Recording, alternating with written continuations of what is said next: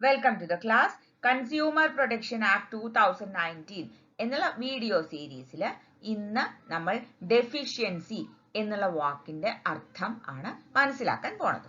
Okay, അപ്പൊ നമുക്ക് നോക്കാം. യെസ്, ഡെഫിഷ്യൻസി എന്നുള്ള വാക്ക് സെക്ഷൻ 2 ക്ലോസ് 11ലാണ് ഡിഫൈൻ ചെയ്തിട്ടുള്ളത്. അപ്പൊ ഇതിന് തൊട്ട് മുമ്പ് നമ്മൾ കണ്ടു ഡിഫെക്ട് എന്നുള്ള വാക്ക് സെക്ഷൻ 2 ക്ലോസ് 10ലായിരുന്നു. ഓക്കെ, അപ്പൊ തൊട്ടടുത്തായിട്ട് വരുന്ന ക്ലോസ് 11ൽ ഡെഫിഷ്യൻസി എന്ന വാക്കിന് ഡിഫൈൻ ചെയ്തിട്ടുള്ളത് എങ്ങനെയാണെന്ന് നോക്കാം. അത് പറയുന്നത് ഡിഫെക്ട് പോലെ തന്നെ any fault, imperfection or short coming, അതായത് ഒരു തെറ്റു, കുറ്റം, എന്തെങ്കിലും ഒരു കുറവ്, എന്തെങ്കിലും ഒരു കംപ്ലീറ്റ് അല്ലായ, വേണ്ട പോലെ അല്ലാതെ വരുന്ന ഒരവസ്ഥ. അത് എപ്പോഴൊക്കെ ആവാം?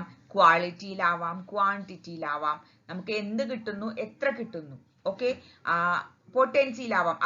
അതുകൊണ്ട് നമുക്കുണ്ടാവുന്ന പ്രയോജനം ഏതൊക്കെ തരത്തിലുള്ളതാണ്, അല്ലെങ്കിൽ അത് വേണ്ട പോലെ പ്യുവർ ആയിട്ടുള്ളതാണോ, നമ്മൾ ആവശ്യപ്പെടുന്ന രീതിയിലുള്ള പ്യൂരിറ്റി അതിന്, അല്ലെങ്കിൽ ഇപ്പോൾ സർവീസിന്റെ കാര്യത്തിലാണെങ്കിൽ ക്ലെൻലിനെസ് അല്ലെ, ഓക്കെ, അങ്ങനെയൊക്കെ പറയാം.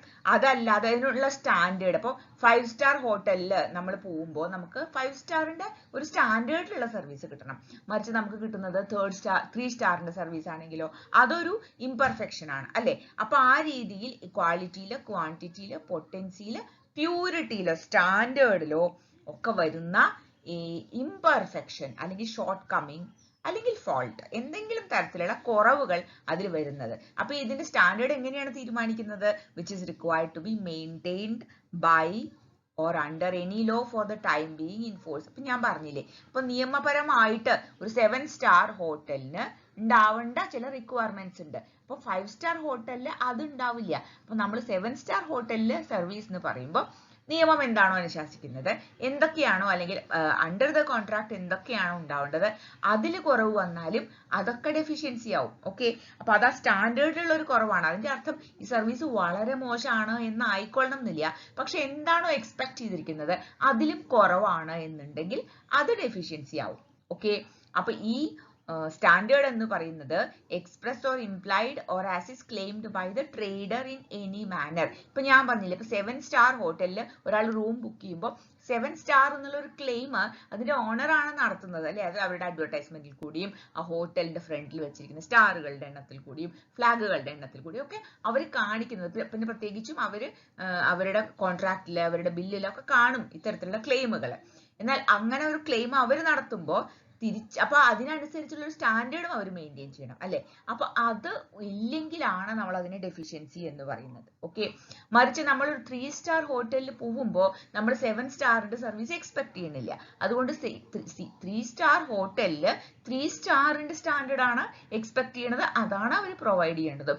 അതിൽ കുറവ് വന്നാലും അതും ഡെഫിഷ്യൻസി ആവും. Okay, in relation to any services, ഇവിടെയാണ് വ്യത്യാസം. കാരണം ഡിഫെക്ട് എന്നുള്ള വാക്കിലും നമ്മൾ ഇതൊക്കെ തന്നെയാണ് പറഞ്ഞത് അല്ലെ. എന്തെങ്കിലും ഒരു കുറവ് വരികയാണ് ക്വാണ്ടിറ്റിയിലോ, ക്വാളിറ്റിയിലോ, സ്റ്റാൻഡേർഡിലോ, പ്യൂരിറ്റിയിലോ, പൊട്ടൻസിയിലോ ഒക്കെ വരുന്ന കുറവുകൾ തന്നെയാണ് നമ്മൾ ഡിഫെക്ട് എന്നും പറഞ്ഞത്. ഇവിടെ എന്താ വ്യത്യാസം? ഡിഫെക്ട് ആണെങ്കിൽ അത് with reference to goods, products ആണ്.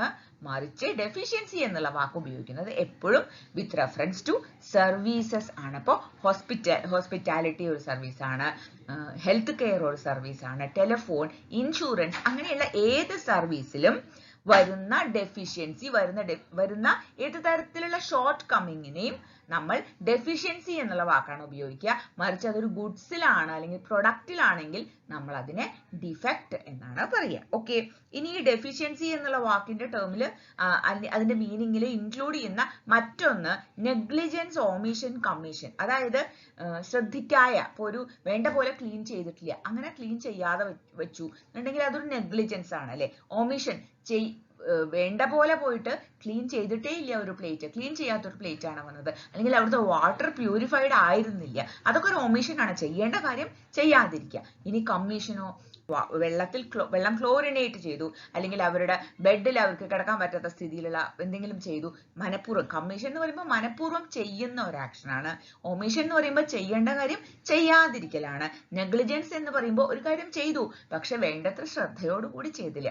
ഇങ്ങനെ വരുന്ന കാര്യങ്ങൾ വഴി ഏതെങ്കിലും തരത്തിലുള്ള ഇഞ്ചുറി അല്ലെങ്കിൽ ലോസ് ഈ കൺസ്യൂമർക്ക് ഉണ്ടായാൽ, ഇപ്പൊ ഞാൻ പറഞ്ഞ ഇതേ എക്സാമ്പിൾ തന്നെ നമ്മൾ ഹോട്ടലിൽ റൂം ബുക്ക് ചെയ്തു, ഫ്ലോറ് ക്ലീൻ ചെയ്തിട്ടുണ്ടായിരുന്നു പക്ഷെ അതിൽ വെള്ളം വേണ്ട പോലെ പോയിണ്ടായിരുന്നില്ല. അതുകൊണ്ട് എന്തായി, നടന്നു പോകുന്ന വഴിക്ക് നമ്മൾ വഴുക്കി വീണു, നമ്മുടെ എല്ലൊടിഞ്ഞു.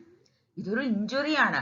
ഫിസിക്കലി ഇഞ്ചുറി മാത്രമല്ല, നമുക്ക് അതുവഴി ഉണ്ടാകുന്ന മറ്റു നഷ്ടങ്ങളും കണക്കാക്കുമ്പോൾ അത് ഒരു ഫൈനാൻഷ്യൽ ഇഞ്ചുറിയും കൂടിയാണ് അല്ലെ.